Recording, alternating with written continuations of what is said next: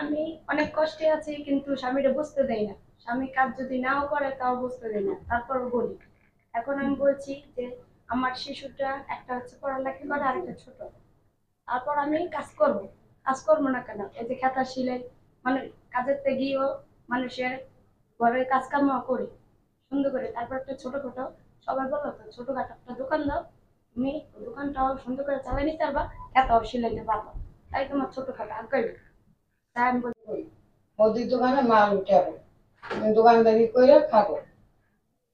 আমার ছেলে মেয়ে লিয়ে আমি দোকানদারি করে, আমি টাকা দিয়ে দোকানদারি করে আমি খাবো।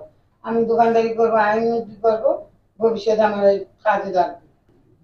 আমি একটা ছোট্ট গরু মানে গাভীর বাচ্চা বন্ধ করে রাখা দিছি, বলছি যে টাকাটা পাবো ওই দিন আর কি এই বাচ্চাটা আনবো। তো এটা আনার আশা আছে।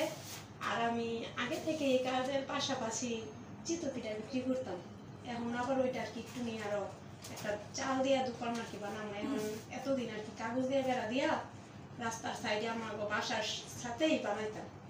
ওই লাগামো কিছু টাকা যে আপনাদের কথা ভেবে তাদের এই কর্মসূচির আওতায় আপনাদেরকে যে নগদ সহায়তা করছে, তার মাধ্যমে আমি আশা করব আপনাদের জীবনযাত্রার মান উন্নয়ন হবে এবং আপনারা যে টাকাটা পাবেন সেটার যথাযথ ব্যবহার নিশ্চিত করবেন।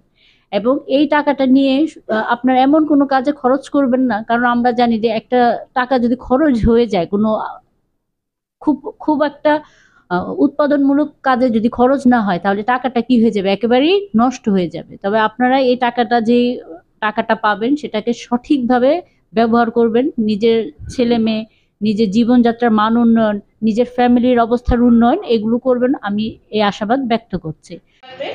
আর আরেকটা বিষয় হচ্ছে যে এই যে আপনাদের যে নগদ যে অর্থটা এখন পাবেন আপনারা চেকটা, তো ব্যাংকে আপনারা এই চেক নিয়ে যাবেন, কিন্তু এই চেকটা দেওয়ার জন্য কিন্তু কাউকে কোনো কমিশন কোনো ফি এটা কিন্তু দেয়া লাগবে না। হ্যাঁ, এটা কিন্তু সবাই একদম একদম মাথায় ক্লিয়ার করে নেন, 10 টাকাও কিন্তু কাউকে কোথাও দিতে হবে না। আর সুন্দর কামনা করতেছি।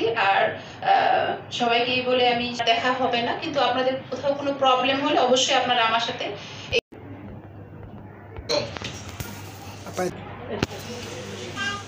Apa